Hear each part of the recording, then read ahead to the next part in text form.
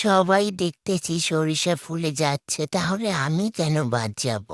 আমিও চলে গেলাম আমার পরিবারের সাথে আমার বাগান বাড়ির পাশেই সরিষা খেতে। এবং এখানে আমি কিছু টিপস নিলাম।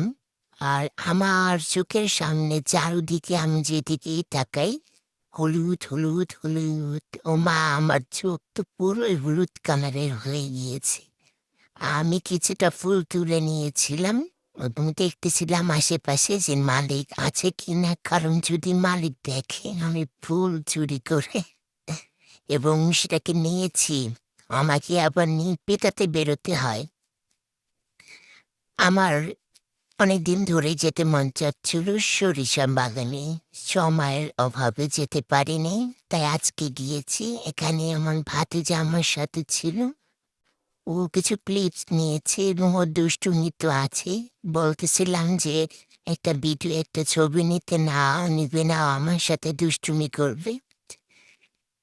আসলে প্রকৃতিটা কিন্তু খুবই সুন্দর ছিল এবং দেখেন তার দুষ্টুমি, সে ফুল নিয়ে দুষ্টুমি করতেছে, ছিঁড়তেছে, কি করতেছে না করতেছে, কিন্তু একটা ছবি ভিডিও নেবে না। আমি একটু ঢং করলাম।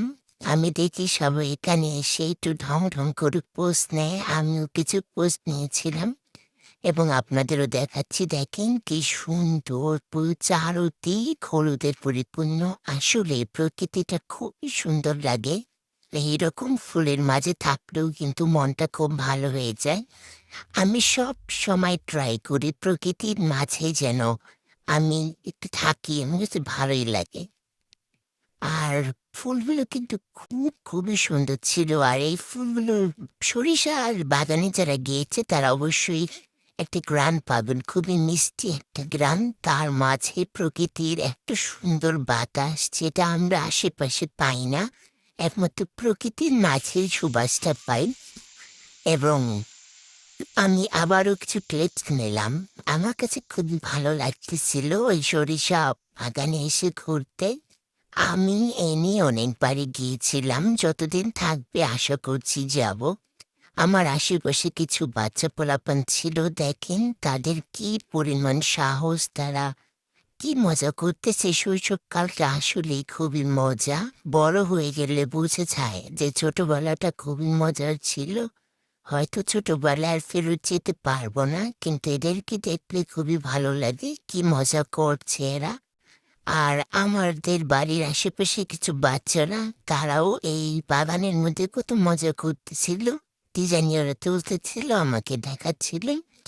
আশা করছি সবাই যাবেন সরিষার এই বাগানে, এইরকম সুন্দর একটা অপরূপ প্রকৃতি উপভোগ করতে। এবং আমার কাছে তো খুবই ভালো লেগেছে। আমি আরো একবার যাব এবং আরো ভালো ভালো ক্লিপস নিয়ে আসবো আপনাদের মাঝে। সবাই ভালো থাকবেন এবং অবশ্যই যাবেন। কমেন্ট করবেন আমার ভিডিওটা কেমন হয়েছে। আল্লাহ হাফিজ।